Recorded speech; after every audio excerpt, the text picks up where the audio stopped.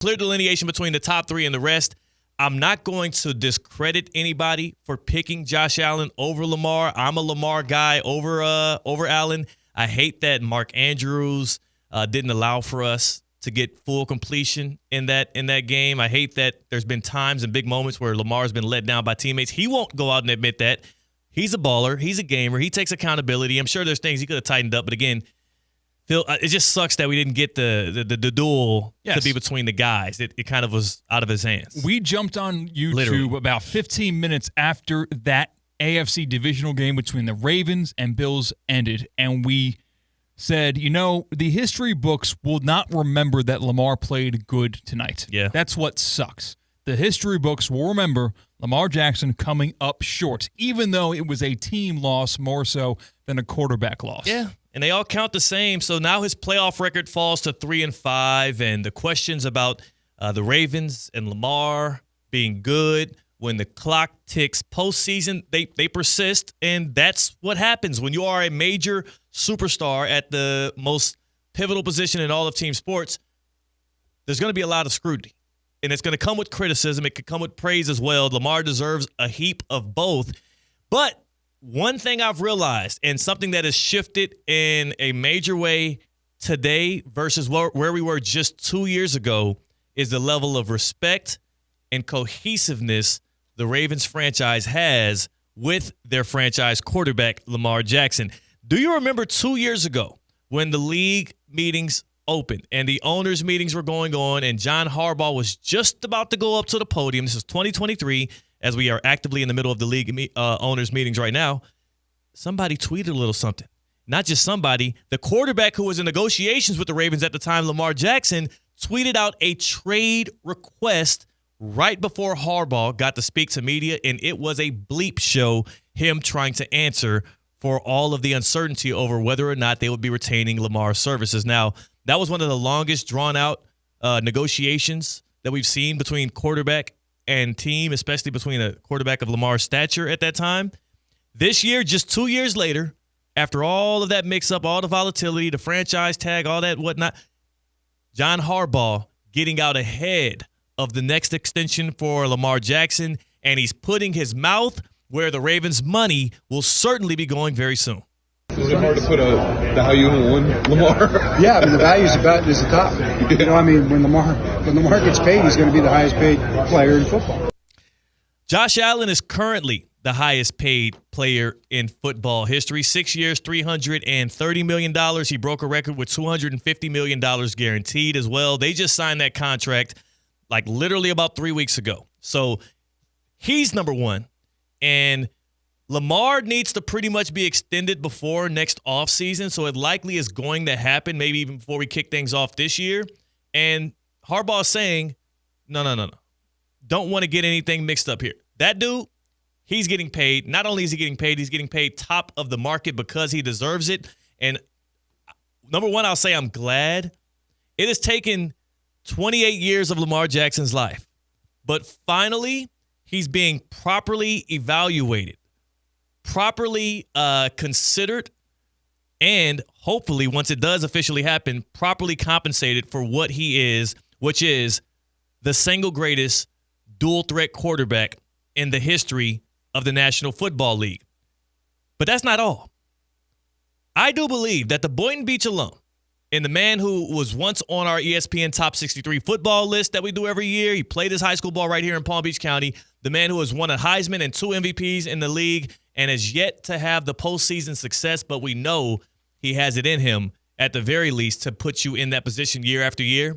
Lamar Jackson is going to go down as the single greatest regular season quarterback of all time. He is.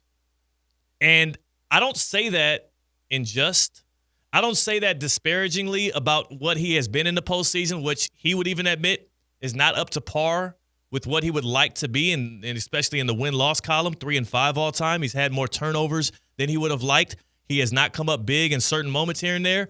But it is like not even a discussion as to whether or not he will go down as the single best regular season quarterback of all time. The winning in the postseason is going to determine whether or not we think of him as an all-time great, a top 5 player. And I do believe he eventually gets a Super Bowl in Baltimore. And he won't rest until he gets a Lombardi with the Ravens. But the winning that Mahomes and Brady does, it's hard to chase that. He'll never get to the amount of numbers that those guys have gotten. The propaganda and the backing and the media adoration that guys like Josh Allen and Peyton Manning have gotten through their careers, he'll never get that because he's a bit of a polarizing character in the National Football League. But there is no argument against whether or not, even through his first 7 seasons, as well as you project out the rest of his career, he's going to have the single most transcendent regular season. He's going to be the single most transcendent regular season quarterback we've ever seen. And because there's no real answers for what he's able to bring on a Sunday-to-Sunday basis, every time I look back at what he put up this past year and the fact that we were actually having a conversation back and forth as to who the hell the MVP was, I get sick to the stomach.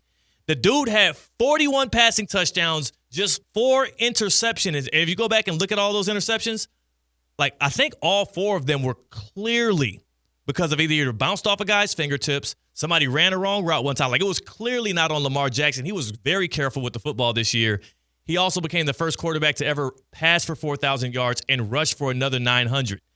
How in the world can a guy that's that prolific, that is the single best rushing quarterback we've ever seen, and he also is second all-time in passer rating, only a percentage, a fraction of a percentage behind Patrick Mahomes ever, talking about above Brady, above Manning, everybody as a passer, how is it that we have continued to underappreciate what he delivers? And I'm just grateful, C-Cat, that your organization, the Baltimore Ravens, are finally putting their mouth out there. Now, they haven't put the money in there. Their mouth is where their money should be soon, but saying we're going to compensate him as such because he has earned it. He has earned it. Now the next thing for him to prove is, can you win when the lights are the brightest in the postseason? Yeah, I don't agree with everything you've said. I think that once he does, if and when he does win a Super Bowl, he will not have as many discreditors because that's the goal. At least one Super Bowl to prove that it can be done in the fashion that Lamar Jackson and the Baltimore Ravens are proving it to be done, which is run with a very mobile quarterback, being that your X factor of your team to win a Super Bowl that way, especially at the caliber of mobile quarterback like Lamar Jackson does. Yeah. I think that will be just putting everyone who's doubting, everyone who's discrediting, I think that will end it. I think he'll get the same admiration and love and appreciation than the guys you mentioned, like a Peyton Manning and the Josh Allen. Well, the difference is those guys got it before they got the ring. So what's the difference with Lamar? Well, yeah, I'm saying that they'll eventually get the love. So, yes, I guess you can't, because we're already doing the pre-ring Lamar stuff and he's not getting it. I guess you are right there. But, yeah. And but Josh Allen, it's funny because he's never even gotten to a Super Bowl. And I get it's because he keeps running into Patrick Mahomes, but so did Lamar, not this past season, but the last postseason when they had their best shot. It's funny because, and this is not even to be a defender of Lamar Jackson. I mean, he has enough of those. I don't need to step out on a soapbox and try and be that for him. I'm just incredulous at the fact that we are watching this young man. He's 28 years old. We've watched him defy the odds that we've put out there against him year after year after year. We watched him win a freaking Heisman Trophy at Louisville. We watched him come in as a rookie and not be able to start over Flacco, but as soon as he's inserted into the lineup, the Ravens instantly turn into one of the best football teams in the past 7 years. His winning percentage is second to only Patrick Mahomes amongst active quarterbacks in the regular season. And he was picked with what pick in the draft? Like the 30th, 31st? Last pick of the first round. I'm sometimes speechless trying to figure out why it is he has to do 1.5x more to get the level of credit and the level of compensation that he likely deserves for what he's already done. But beyond that, I am just glad that now it feels like the stuff that I'm hearing out of the Ravens organization, they talk about him as a partner more so than a player. They talk about him as a person that they are connected with and they're cohesive with and they're building with instead of what they were doing just 2 years ago. And I'm happy for the direction of that franchise because they're finally valuing him in that way. I'm just curious, like you said, maybe it takes a Super Bowl victory for all of the hate and the disdain, or not even the hate. It's more so a discrediting of Lamar Jackson. Maybe it does take a Super